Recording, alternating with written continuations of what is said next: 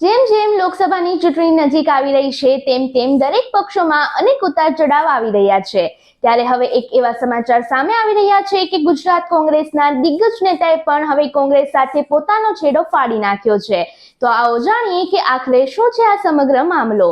નમસ્કાર, હું છું આપની સાથે સાઈમા સૈયદ અને આપ જોઈ રહ્યા છો ન્યૂ ગુજરાતી ન્યૂઝ।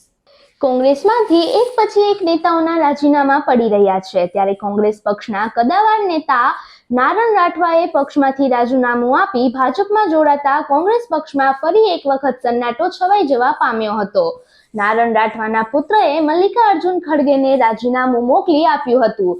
રાજીનામામાં બાબતે કારણ આપતા જણાવ્યું છે કે પક્ષમાં રજૂઆતો માટે કોઈ સાંભળતું ન હોવાનું તેમણે કારણ આપ્યું છે। તો વડોદરા જિલ્લા કોંગ્રેસના કાર્યકારી પ્રમુખ અભિષેક ઉપાધ્યાયે પણ કોંગ્રેસમાંથી રાજીનામું આપ્યું હતું।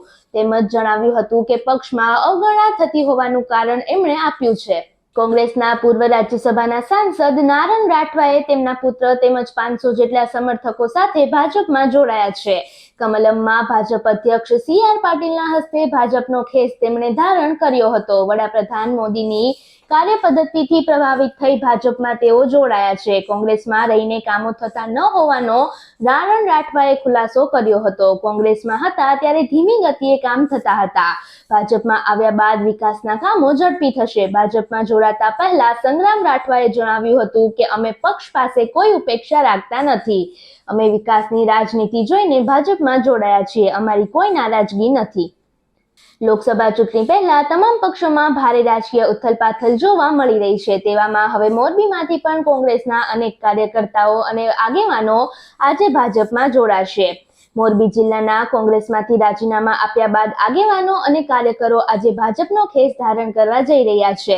મોરબી જિલ્લા કોંગ્રેસના પૂર્વ પ્રમુખ તેમજ વિધાનસભાના કોંગ્રેસના પૂર્વ ઉમેદવાર સહિતના નેતાઓ આજે ભાજપમાં જોડાયા હતા। મોરબી જિલ્લાના કોંગ્રેસના પૂર્વ પ્રમુખ જયંતિભાઈ પટેલ સહિત 200થી વધુ સમર્થકો ગાંધીનગર જવા માટે મોરબીથી રવાના થયા હતા। ગાંધીનગરમાં કમલમ ખાતે ભાજપના પ્રદેશ પ્રમુખ CR પાટીલના હસ્તે મોરબીના આગેવાનોએ વિધિવત ભાજપમાં પ્રવેશ મેળવ્યો છે। આવી જ અન્ય લેટેસ્ટ અને અપડેટેડ ન્યૂઝ જોવા માટે જોડાયેલા રહો અમારી સાથે ન્યૂ ગુજરાતી ન્યૂઝ પર।